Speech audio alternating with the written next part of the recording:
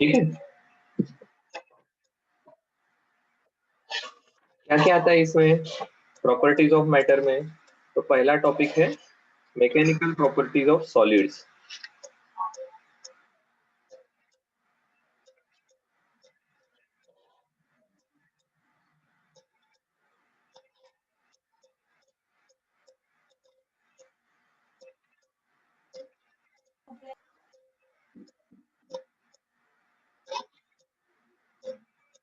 दूसरा टॉपिक है mechanical properties of fluids.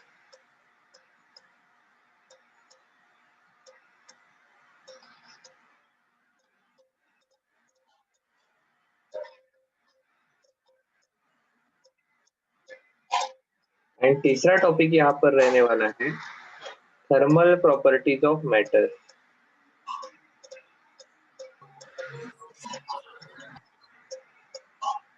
ठीक है, थर्मल प्रॉपर्टीज ऑफ मैटर। ठीक है, अब इसमें से जिसको हम शुरुआत में हाथ लगाने वाले हैं, it is mechanical properties of solids.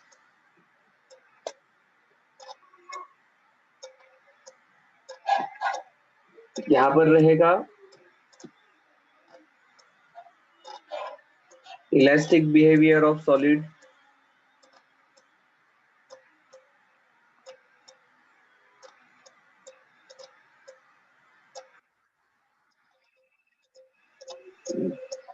इसके बाद इंपॉर्टेंट पार्ट रहता है यहाँ पर is something called as stress and strain.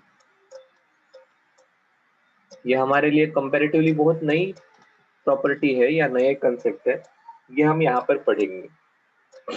It is followed by Hooke's law.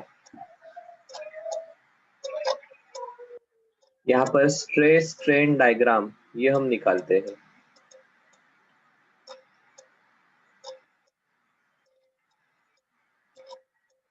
ठीक है, देन आते हैं modulus of elastic modulus.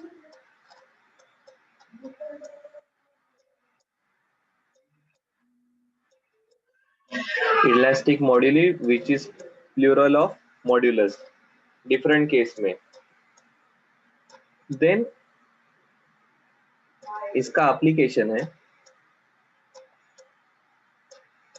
Typically bending of beam अपन देखने वाले, या डिफ्लेक्शन ऑफ बीम।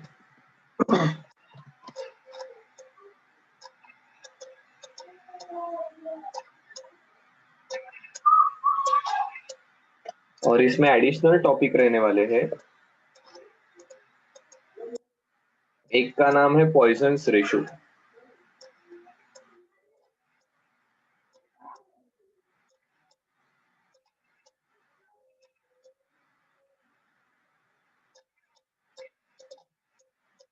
और यहाँ पर पढ़ना है हमें इलास्टिक पोटेंशियल एनर्जी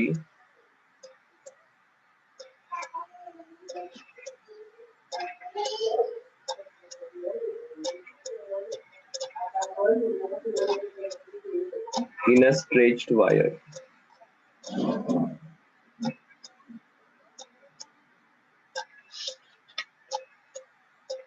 ठीक है, सो इस प्रकार का इस चैप्टर में कंटेंट है हमारा।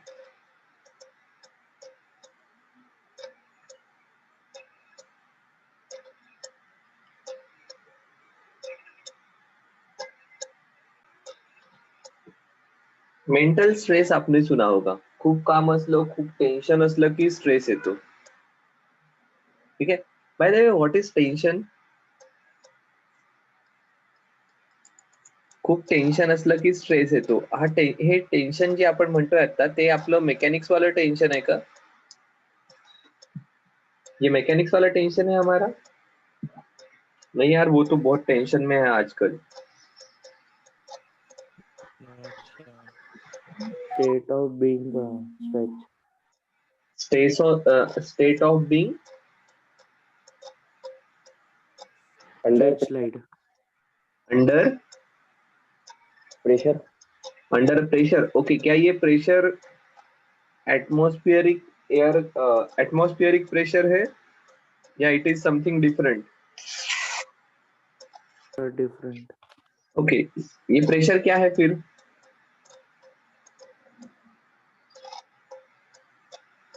Is it anyway related to pressure which we know?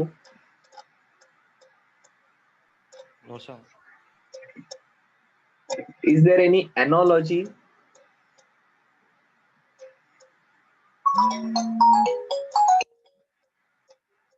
Is there any analogy?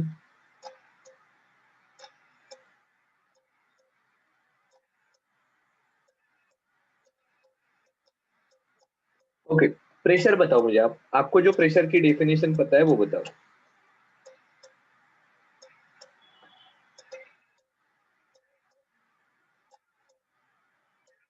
अरे प्रेशर की डेफिनेशन, प्रेशर पता है आपको, नहीं पता Sir, है? the force applied perpendicular to the surface of object. Okay, force acting perpendicular on the surface, या perpendicular force acting on the surface per unit area, या दूसरा आप इसे कहते हो परपेंडिकुलर फोर्स को thrust, thrust per unit area. सही है क्या?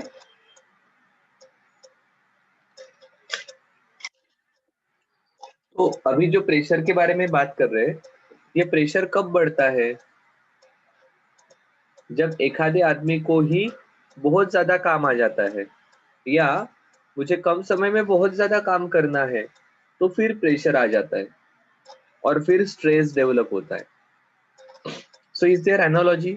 वहां पर एरिया सेम है, फोर्स ज्यादा लगा तो प्रेशर बढ़ता है। यहाँ पर आदमी सेम है, उसके ऊपर काम ज्यादा रहा तो उसके ऊपर टेंशन आता है या स्ट्रेस बढ़ता है। ठीक है,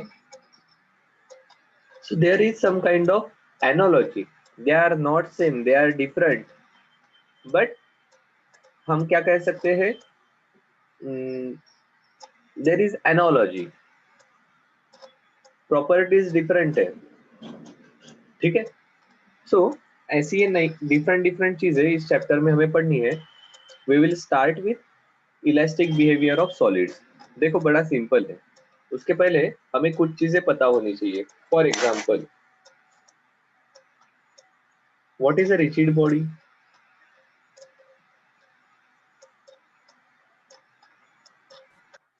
Not flexible.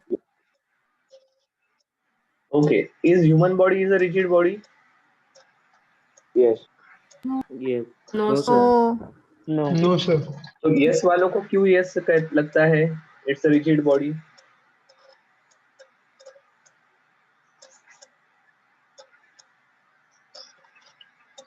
नो वालों को क्यों लगता है कि ह्यूमन बॉडी रिजिड बॉडी नहीं है?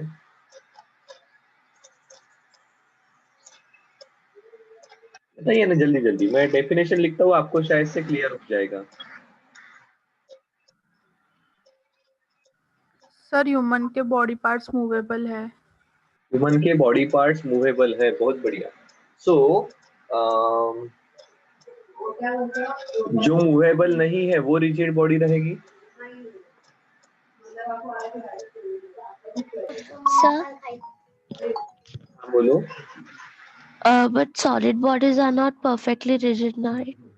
परफेक्टली रिजिड नहीं रहेगी, तो पहले हमें रिजिड क्या है ये पता चलना चाहिए ना, then we can talk about perfectly और imperfectly rigid.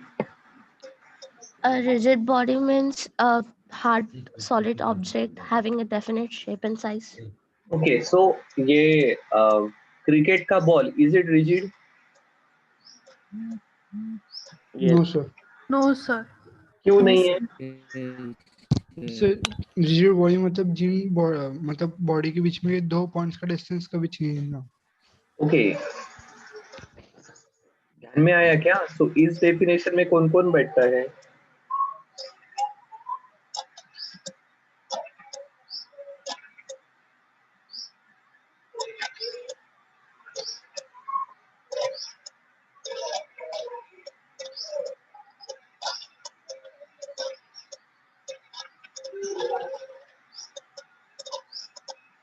The distance between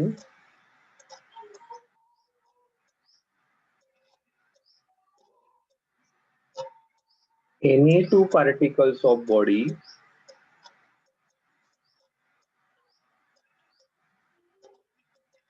will remain same.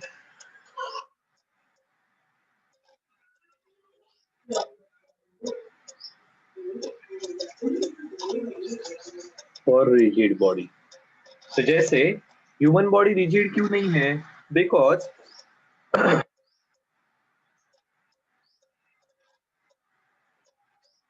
अभी ऐसी कंडीशन है तो थोड़ी देर के बाद ऐसी हो सकती है।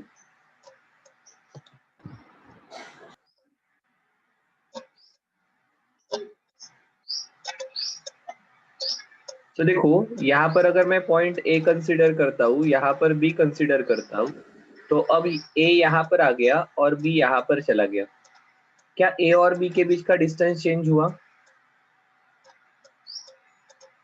No, हाँ sir. सर। Yes, sir. तो ए और बी के बीच का डिस्टेंस चेंज हुआ, मीन्स ये रिजिड नहीं है। ठीक है। क्रिकेट का बॉल अगर कंसिडर करते हैं तो there may be situations. Cricket का बॉल ये फुटबॉल के बॉल जैसा छोटा बड़ा होता है, उसके अंदर की हवा कम ज्यादा होती है। नहीं सर, ऐसा तो पक्के से नहीं होता है, हमें भी पता है। होता है क्या?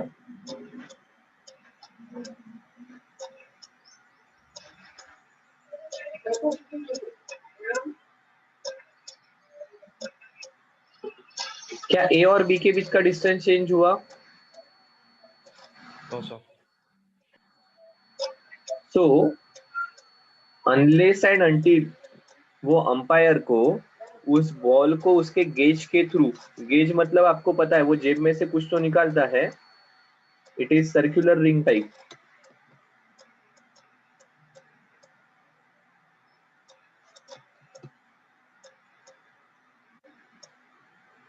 ऐसा कोई तो ऑब्जेक्ट उसके पास रहता है।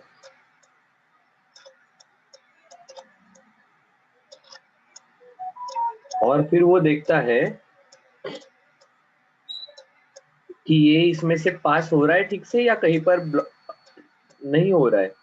अगर नहीं हो रहा है तो वो कहेगा इसका शेप चेंज हुआ, बट ये रेयरली होता है। ठीक है।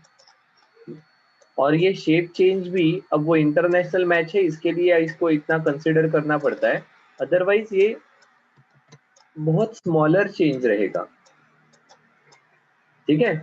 तो ऐसी बॉडीज जिनका डेफिनेट शेप एंड साइज है, शेप जिसे आप सर्कुलर, स्पेरिकल, क्यूबिकल ऐसा कहोगे, और उसका डायमेंशन, साइज मींस डायमेंशन, ये डेफिनेट है, ऐसे बॉडी को रिजिड बॉडी कहा जाएगा। ठीक है। अब जैसे बीच में कहा कि there is no perfect rigid body, क्योंकि कोई भी बॉडी क्यों ना हो उसके पार्टिकल्स ये थोड़े से अंडर प्रेशर अपनी जगह छोड़ते हैं। ठीक है। So theoretically there is no body which is a rigid body. कोई भी बॉडी नहीं है कि जो रिजिड रहेगी, बट हाँ रिजिड की जैसे रह सकती है। छर्रे माहिती है तुम्हाला? बेरिंग, बेरिंग के अंदर जो बॉल्स रहते हैं, बॉल बेरिंग में जो बॉल रहते हैं, दोज आर मेटल बॉल। उनको आप कह सकते हो कि दे आर नियरली रिजिड। उनका शेप ऐसे अचानक से चेंज नहीं होता है। ठीक है। क्या रिजिड बॉडी ध्यान में आ रही है? Yes, sir. Yes, sir.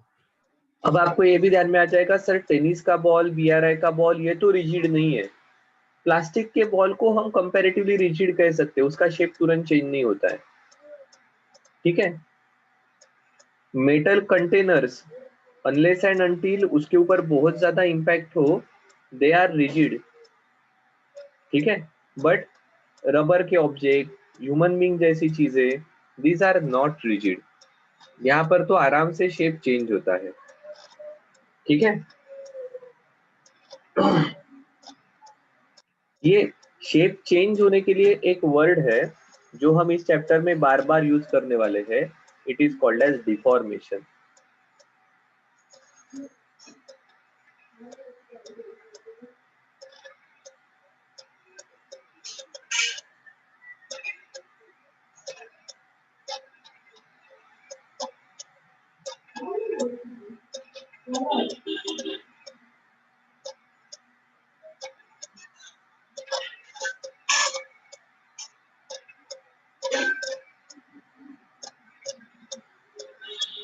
ठीक है, the change in shape and size of body is called as deformation. किसे कहा जाएगा डिफॉर्मेशन? शेप एंड साइज में चेंज होने को हम डिफॉर्मेशन कहते हैं।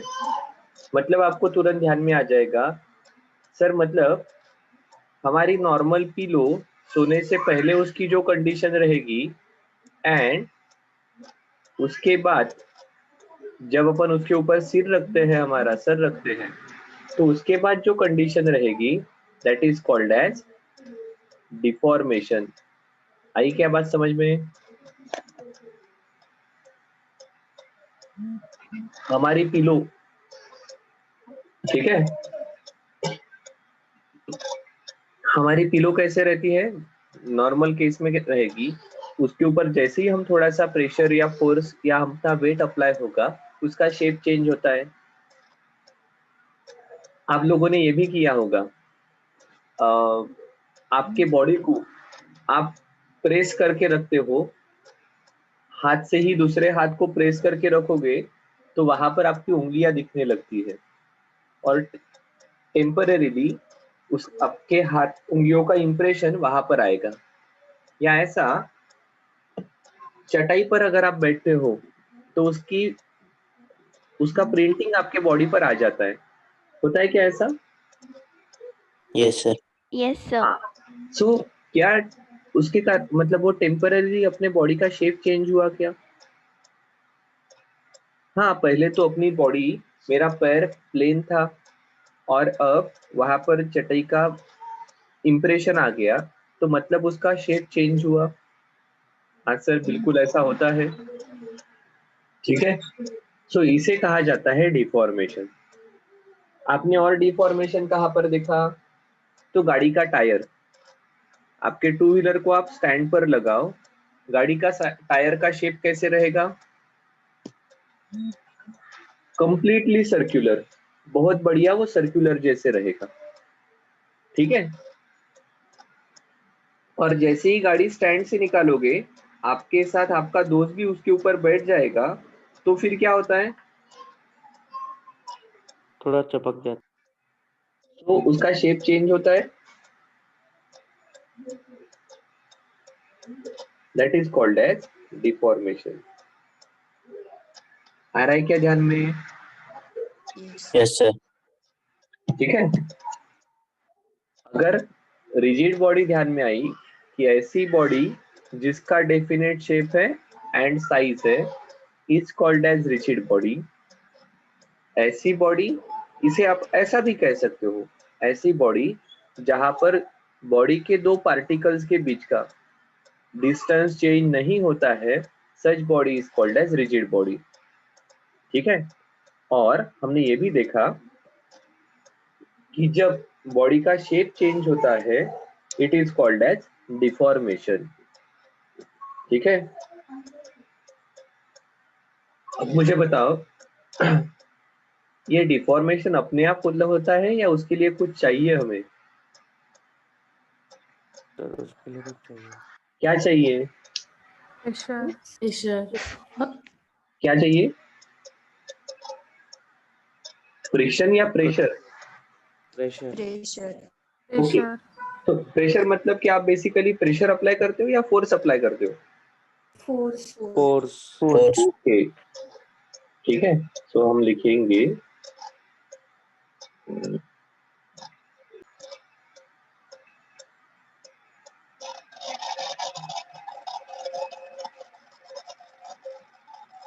सॉलिड। सॉलिड क्या होता है? तो आपको ये पता है, सॉलिड जिसे definite shape and definite volume हो सकता है, सही है ना?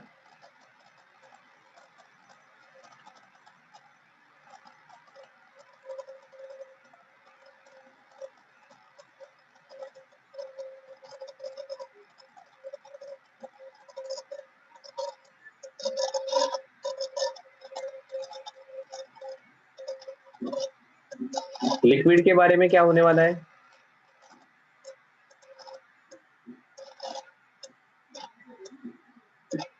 डेफिनेट शेप रहेगा? नहीं है। Definite volume? Yes, sir. Gases, definite shape, No. definite volume. No. ठीक है. So solid is the one which has definite shape and definite volume. ठीक है. And in order to change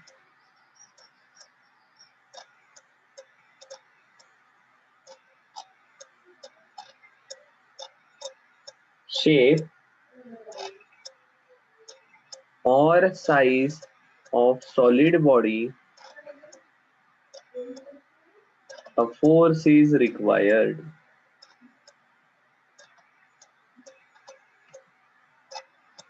ठीक है.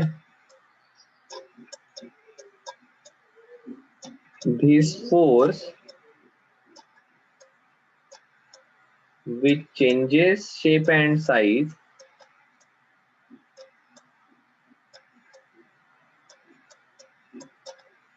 is called as deforming force. Deforming क्यों कहा है? Because इसके कारण डिफॉर्मेशन होता है. ठीक है. बिकॉज इसके कारण डिफॉर्मेशन होता है. अब देखो, क्या इतना पार्ट ध्यान में आया कि हाँ सर, सॉलिड का शेप एंड साइज चेंज करने के लिए फोर्स चाहिए. लिक्विड एंड गैस के केस में ऐसा नहीं है. ठीक है. वो कंटेनर का शेप एंड साइज ले लेते हैं. गैस तो कंटेनर ओपन है तो पूरा डिस्ट्रीब्यूट हो जाएगा. सॉलिड के केस में शेप एंड साइज चेंज करने के लिए एक्सटर्नल फोर्स लगेगा. इस फोर्स को आप कहते हो डिफॉर्मिंग फोर्स. ठीक है. स्टिल अभी अपन दो केसेस देखेंगे.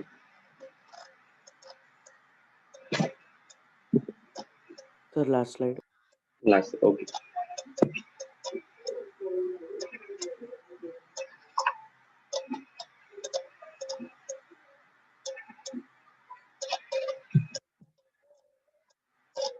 Done sir.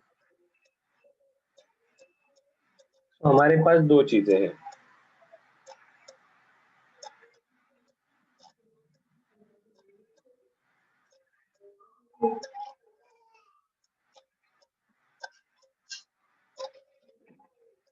इन दोनों के ऊपर हमने क्या लगाया? Deforming force.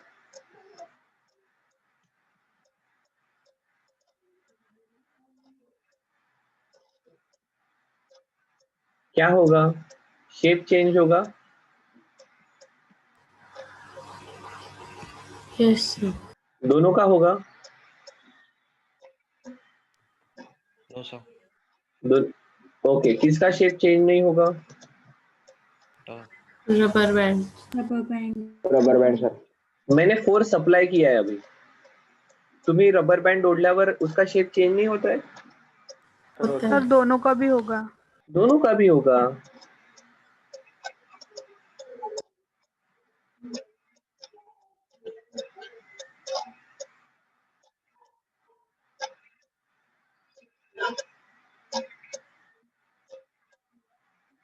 as well as rubber band. ठीक है. अब हमने क्या किया? अब हमने ये फोर्स हटा दिया.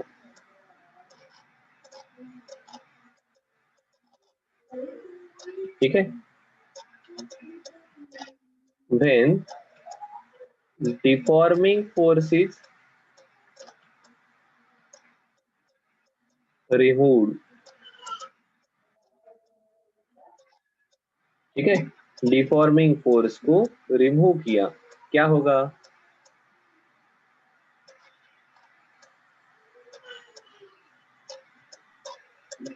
डिफॉर्मिंग फोर्स जिसके कारण ये शेप चेंज हुआ था, वो फोर्स को हटा दिया. डो के साथ क्या होगा? No change. नो चेंज मतलब जो शेप चेंज हुआ है वैसे के वैसा ही रहेगा ना.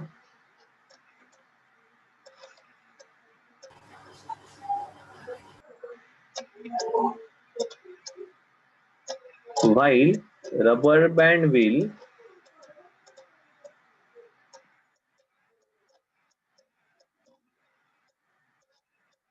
return to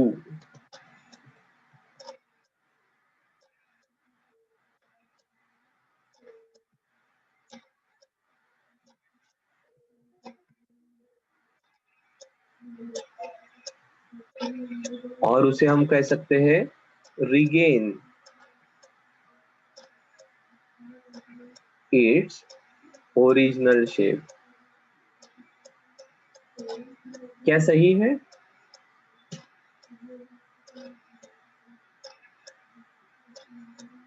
ऐसा ही होता है।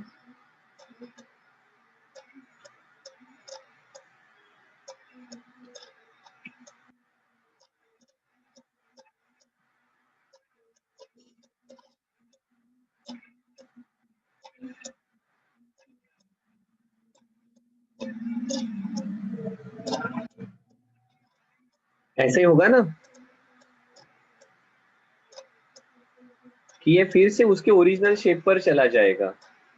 ठीक है सर, ये क्यों बताया हमें? क्या रिलेशन है इन दोनों का? जो अपना शेप रिटेन करते हैं ऐसे मटेरियल को आप क्या कहते हो?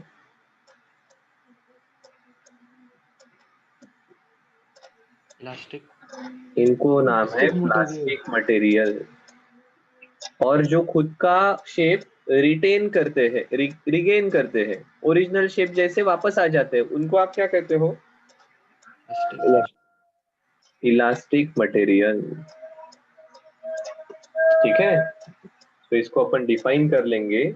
ध्यान में आया क्या हुआ? हमने दो मटेरियल देखे, दोनों के ऊपर फोर्स अप्लाई किया, दोनों का भी शेप चेंज हुआ। ठीक है, बट जब ये फोर्स रिमूव कर दिया तो एक टाइप के मटेरियल ऐसे हैं जो अपना चेंज शेप वैसे के वैसे ही रखते हैं, रिटेन करते हैं। ऐसे मटेरियल को कहेंगे प्लास्टिक। व्हाइल ऐसे मटेरियल जो अपना ओरिजिनल शेप रिगेन करते हैं, ठीक है, वापस ओरिजिनल कंडीशन पर जाते हैं, ऐसे मटेरियल को कहते हैं इलास्टिक मटेरियल। ठीक है, सो नेक्स्ट स्लाइड पर ही लिखते हैं। जाओ नेक्स्ट स्लाइड पर। Yes.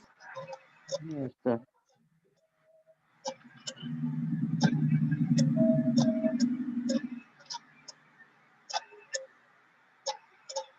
तो देखो, the property of a body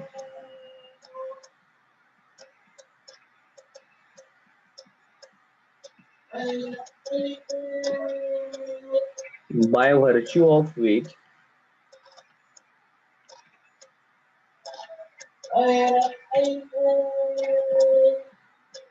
it tends to regain its original shape and size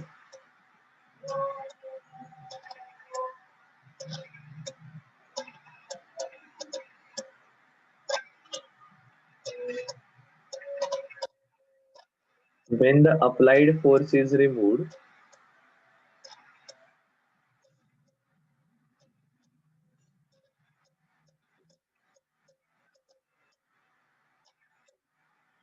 is known as elasticity।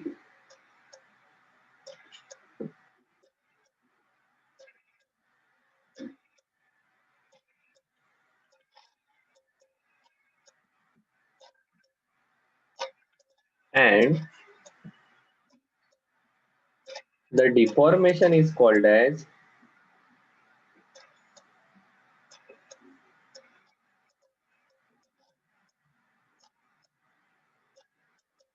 elastic deformation।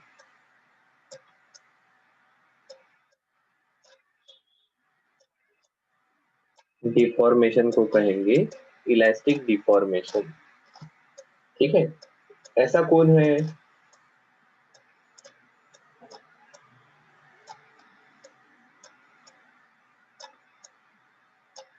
Rubber, steel, ठीक है, या मैं सॉफ्ट आयन लिखता हूं यहाँ पे। ठीक है, ये इस टाइप के मटेरियल है, देखेंगे हम यहाँ पर इसके बारे में, यही एक्चुअली हमें पढ़ना है मेटल्स के बारे में। दूसरा क्या है, दूसरा है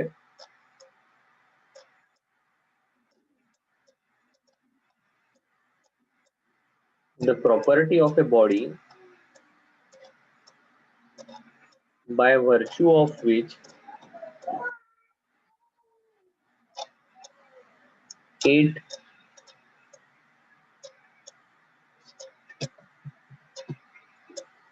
tends to retain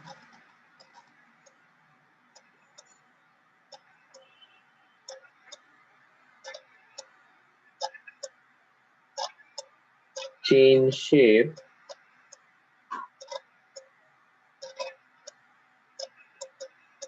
and size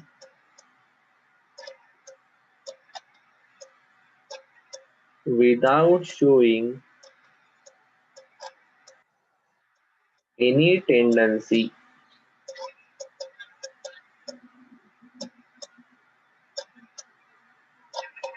to regain their previous shape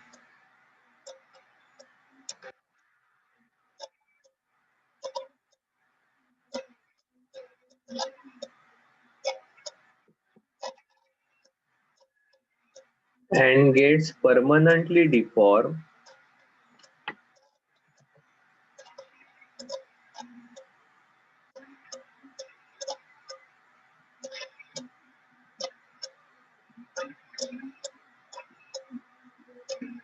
is called as plasticity.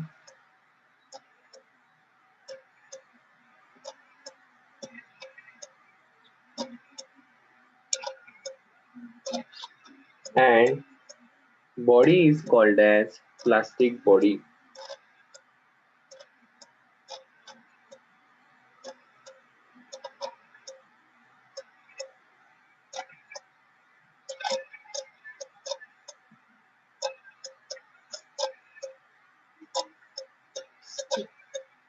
Such permanent deformation is called as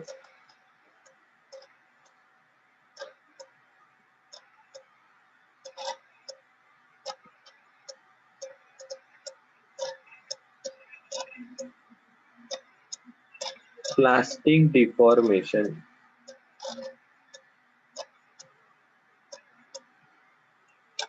क्या कहेंगे ऐसे परमानेंट डिफॉर्मेशन को? Plastic deformation. सही है?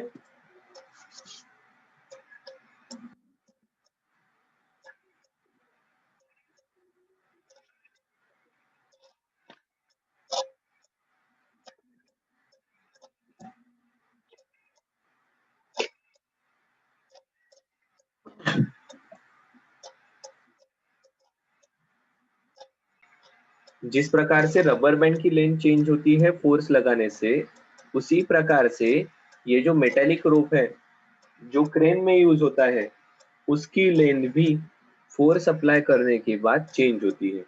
The difference is that rubber band की लेंथ इतनी ज्यादा change होती है कि आप अपने आंखों से भी इसे देख सकते हो, फील कर सकते हो। ठीक है, ये जो मेटेलिक रोप के बारे में अपन बात कर रहे हैं, उसकी लेंथ इतनी चेंज नहीं होती है। बिल्कुल चेंज नहीं होती क्या? नहीं, चेंज तो होती है बट इतनी भी नहीं होती है। जैसे एक सिंपल एग्जांपल आपको शायद से अगर ध्यान में आएगा, क्या आपने ये कंस्ट्रक्शन साइट में जो बार यूज होते हैं वो देखे? कंस्ट्रक्शन साइट घर बनाने के लिए जो स्टील के रॉड यूज होते हैं, देखे क्या आपने? Yes, sir. Okay, yes sir. मैंने उसे इस प्रकार से सपोर्ट पर रखा, तो इसका शेप ऐसे क्या ऐसा रहेगा या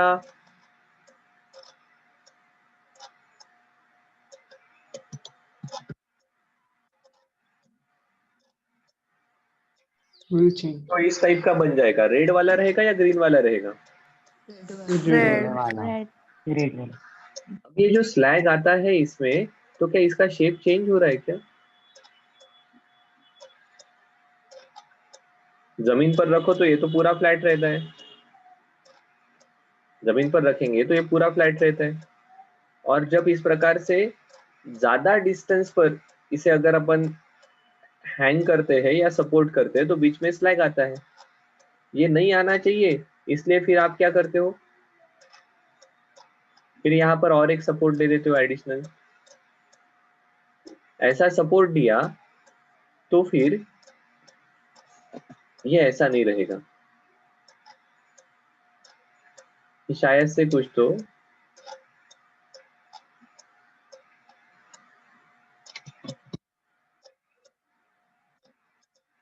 ऐसा नॉर्मल नॉमिनल आएगा, कम आएगा, होता है ऐसा। Yes, sir. हाँ, सो इस प्रकार के मेटल के भी shape under the influence of force change होते हैं। ये वापस अपना शेप रिगेन भी करते हैं, ठीक है, ये वापस अपना शेप रिगेन भी करते हैं इफ ये जो शेप चेंज हुआ है ये इस प्रकार का हुआ है, मतलब उनका इलास्टिक डिफॉर्मेशन हुआ है। अगर उनका परमानेंट डिफॉर्मेशन हो गया, प्लास्टिक डिफॉर्मेशन हो गया, तो वो अपना चेंज शेप रिटेन भी करेंगे। जैसे आप देखते हो इस बार को फिर ये लोग कंस्ट्रक्शन करने के लिए बेंड करते हैं और इसकी रिंग बनाते हैं कॉलम में डालने के लिए, तो ये रिंग रहती है, ठीक है। मतलब there is certain particular force या पर्टिकुलर लिमिट जहां पर इनका इलास्टिक डिफॉर्मेशन रहेगा, आफ्टर उस लिमिट, आफ्टर दैट लिमिट उनका इस प्रकार से प्लास्टिक डिफॉर्मेशन भी हो सकता है। So the point of telling all this is even solids apart from rubber, even metals, they also show property of elasticity and plasticity. अब ये प्रॉपर्टी उसमें कहाँ से आती है, किस प्रकार से वो अपना शेप रिगेन करते हैं, प्लास्टिक मतलब उनका शेप चेंज होने के बाद वो चेंज शेप रिटेन कब करेंगे, इसके लिए क्या रिस्पॉन्सिबल है, ये चीजें हम कल के क्लास में देखेंगे।